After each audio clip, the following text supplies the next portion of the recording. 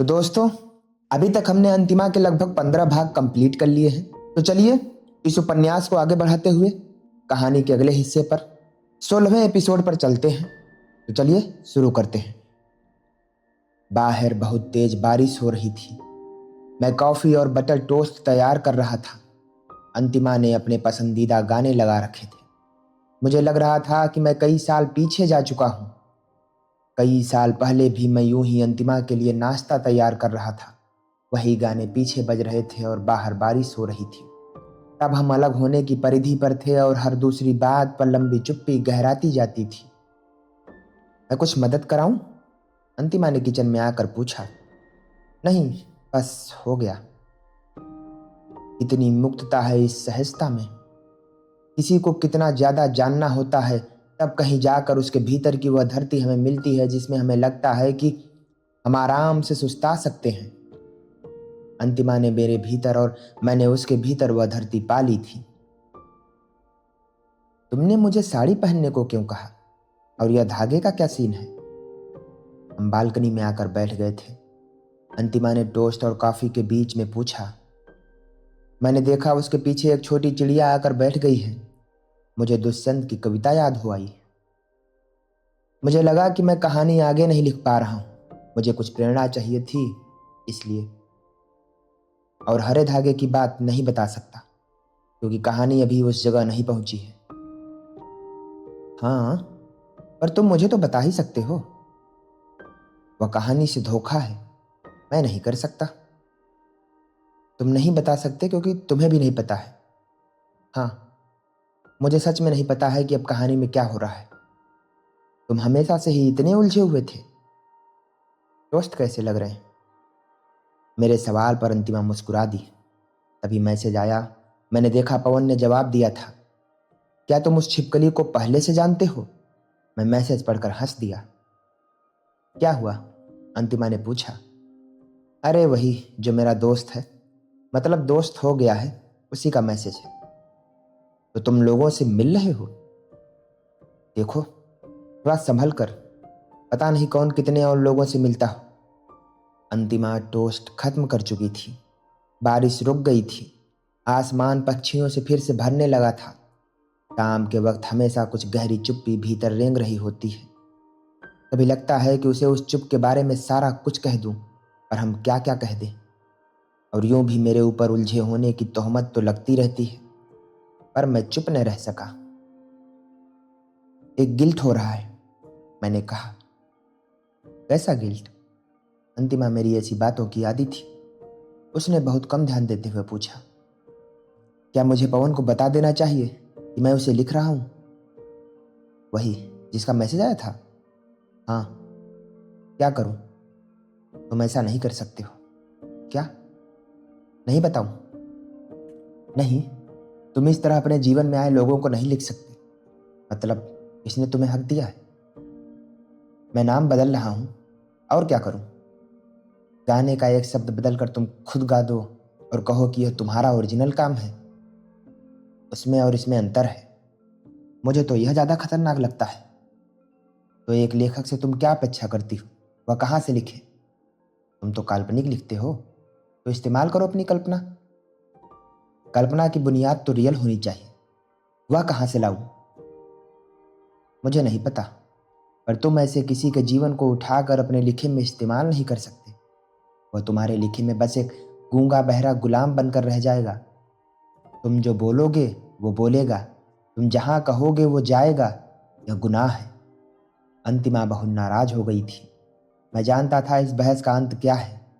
मैं इसे यहीं खत्म कर देना चाहता था, तो चुप रहा। बारिश बंद हो गई थी और उमस बढ़ गई थी।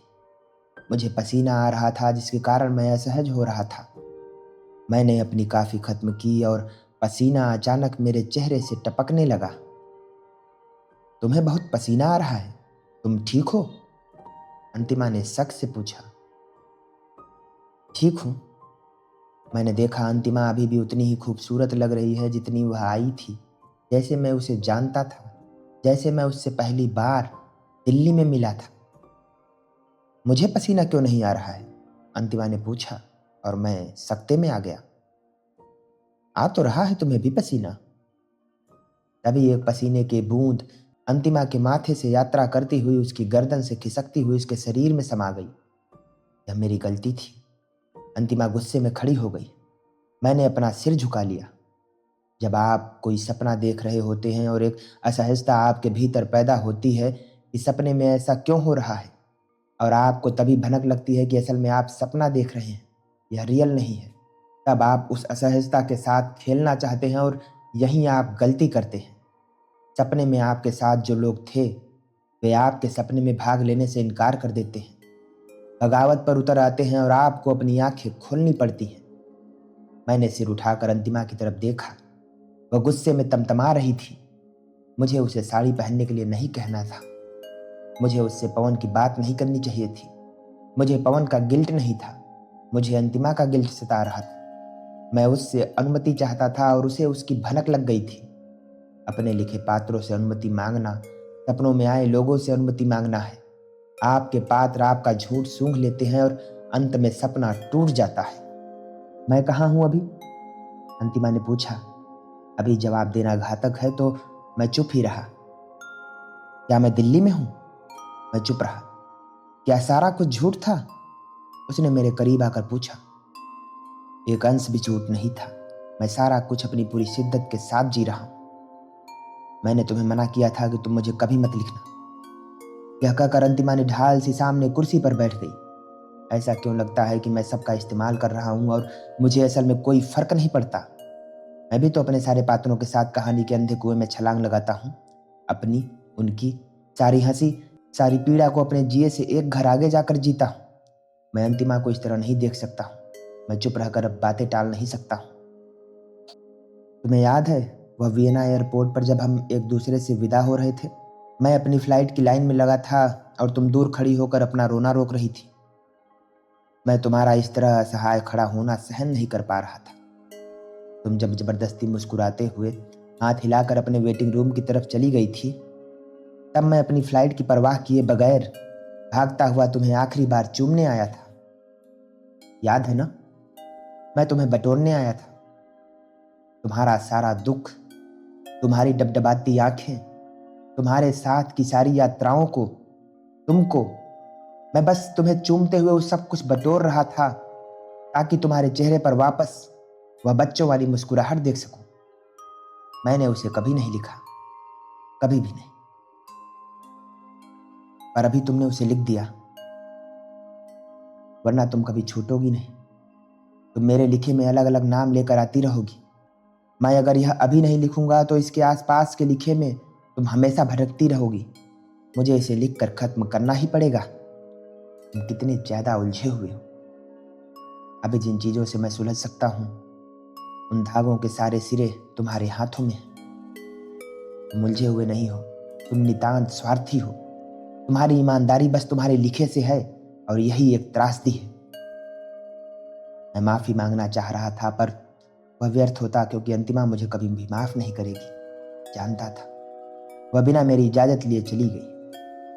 हम सामान्य जीवन में कितना भीतर रहते हैं और कितना बाहर, तो क्या यह अपने जीने से धोखा नहीं है? कल्पना सबके भीतर बराबर मात्रा में काम करती है। मेरे पिता अपने सामने मेरी और माँ की एक हंसती हुई तस्वीर हमेशा रखते हैं। मेरी हर बहस में उनके मुंह से निकल जाता था कि मैं तेरे से बात नहीं कर सकता, मेरा बेटा तो इस तस्वीर में है। तब मुझे उनकी बातों का बुरा लग जाता था कि क्यों वह मुझे पूरी तरह स्वीकारते नहीं हैं। पर अब लगता है कि कौन किसे पूरी तरह स्वीकारता है। हर आदमी आधा हिस्सा अपनी कल्पना का इस्तेमाल करता है और आधा सच। तब कहीं जाकर आप किसी से लगातार संवाद रख पाते हैं। तो अगर मैं अपनी आधी कल्पना वाले आदमी को लिखना चाहता हूं तो स्वार्थी कैसे हुआ? मैं अपना हिस्सा लिख रहा हूं और मैं उसकी इजाजत भी लेना चाहता हूं, पर मैंने देखा है कि वह हमेशा घातक होता। क्या हम अपने सपने में आए लोगों से पूछते हैं कि आप मेरे सपने में हैं, आपको इससे कोई परेशानी तो नहीं है? इस लॉकडाउन का एक अजीब सा असर है। कोई भी चीज देर तक भीतर गूंजती रहती है, चाहे फिर वह अपने खुद के पात्रों से की हुई जिरह ही क्यों न हो। मैं जानता हूं कि मैं एक कहानी लिख रहा हूं जिसे मुझे जल्द से जल्द अपने संपादक को भेजना है। इसके अलावा सच क्या है और कल्पना क्या है, इसका धागा लगातार बारीक होता जा रहा है। मैंने तय किया कि इस कहानी के ख़त्म होते ही मैं अगली बार जो भी कहानी लिखूंगा वह किसी अजनबी के बारे में होगी। जैसे वह बूढ़ा आदमी जो मुझे वॉक पर जाते वक्त हर रोज़ पार्क के बाहर लगी हुई बेंच पर बैठा दिखता है। मैंने हमेशा उसकी पीठ देखी है। वह घंटों बेंच के सामने वाले बरगद को ताक रहा होता है। इसकी कहानी लिखूंगा। इसमें अनुमति का कोई झंझट ही नहीं है, क्योंकि न तो वह मुझे जानता है और न ही मैं उसे। मैंने फ़ोन उठाया और अंतिमा को मैसेज किया, कृपया मुझे माफ़ कर दो।